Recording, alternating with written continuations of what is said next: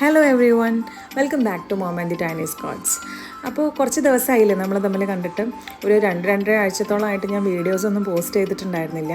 കുറച്ച് നല്ല ബിസി ആയിപ്പോയി. ഒട്ടും പ്രതീക്ഷിക്കാതിരിക്കുന്ന സമയത്ത് ചെറിയ ചില നല്ല കാര്യങ്ങൾ സർപ്രൈസസൊക്കെ സംഭവിച്ചു. അപ്പം അതിൻ്റെ പുറകെയായിരുന്നു. പിന്നെ അത് കഴിഞ്ഞിട്ട് വേറെ കുറച്ച് അതിനോട് തന്നെ അനുബന്ധിച്ച് കുറച്ച് കാര്യങ്ങൾ ചെയ്ത് തീർക്കാനുണ്ടായിരുന്നു. അപ്പോൾ അതിൻ്റെയൊക്കെ ഭയങ്കര തിരക്കിൽ പെട്ടുപോയി. അങ്ങനെ വീഡിയോസ് എടുത്തു വെച്ചിരുന്നു, പക്ഷെ ഒന്നും എഡിറ്റ് ചെയ്യാനോ വോയിസ് ഓവർ കൊടുക്കാനോ എന്നുള്ള സമയം കിട്ടിയിട്ടുണ്ടായിരുന്നില്ല.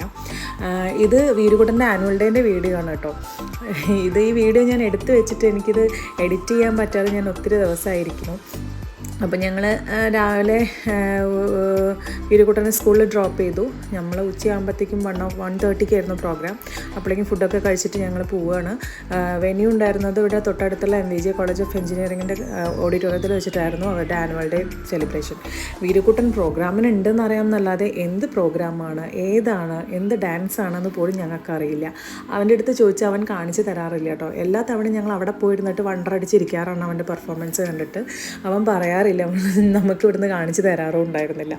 അപ്പം ഏതോ ഒരു ഡാൻസ് പ്രോഗ്രാമിന് ഉണ്ടെന്ന് അറിയാമെന്ന് മാത്രം. അങ്ങനെ അവൻ്റെ ക്ലാസ് എപ്പോഴാണ് വരിക എന്നുള്ളതിൻ്റെ എക്സൈറ്റ്മെൻറ്റിൽ നമ്മളങ്ങനെ ഇരിക്കുകയായിരുന്നു. അങ്ങനെ വീരുകുട്ടൻ്റെ ഡാൻസ് തുടങ്ങാനായി. അപ്പോൾ അവൻ ഞങ്ങളെ തിരയുന്നതാണ് കേട്ടോ ഈ കാണുന്നത്. അവനറിയാം ഞങ്ങൾ വരും എന്നുള്ളത്. അവൻ തിരഞ്ഞ് അവസാനം ഡാൻസ് തുടങ്ങുന്നതിന് മുന്നേ തന്നെ അവൻ എന്നെയും കല്ലൂസിനെയും കണ്ടുപിടിച്ചു. അപ്പോൾ അവൻ്റെ മുഖത്തൊരു ചിരി നിങ്ങൾക്ക് കാണാൻ പറ്റും. അപ്പോൾ നിങ്ങളിനി വീരുകുട്ടൻ്റെ ഡാൻസ് കാണും കേട്ടോ.